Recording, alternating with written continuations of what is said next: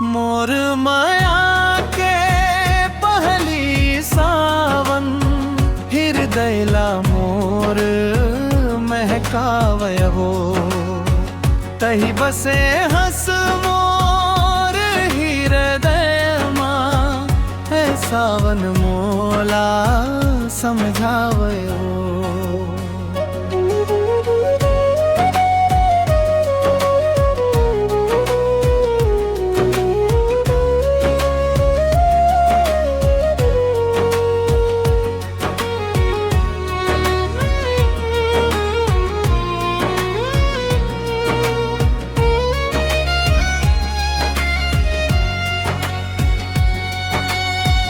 तोरे बिना मोला चैन नहीं आवे, तोर सुरता रात भर जगावे।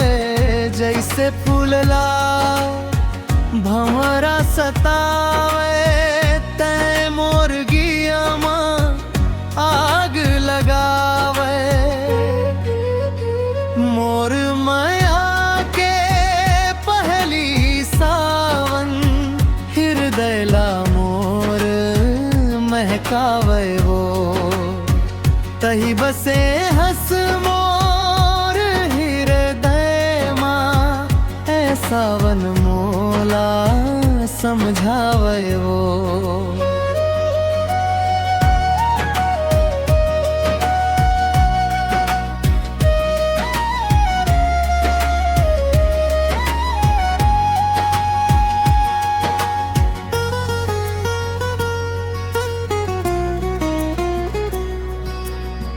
बादल गजर थे औ पानी गिर थे, तोर माया के बूंद बरसत है। चिराई चिरगुन सबोहा गाव थे, मन मोर तोरे राह जोहत है। मोर माया के पहली सावन, हृदयला मोर महकावे हो। तही बसे हस मोर हृदय मां, है सावन मोला समझावे हो।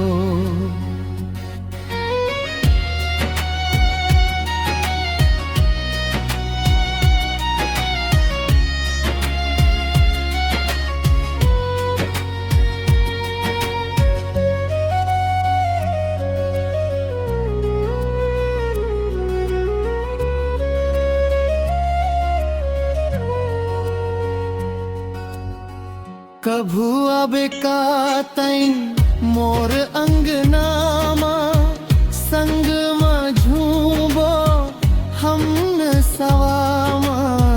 माया के रंग मां दुनिया रंग जाही, खुशी के बगिया मोर मन सज जाही। मोर माया के पहली सावन, हृदयला मोर महकावे हो।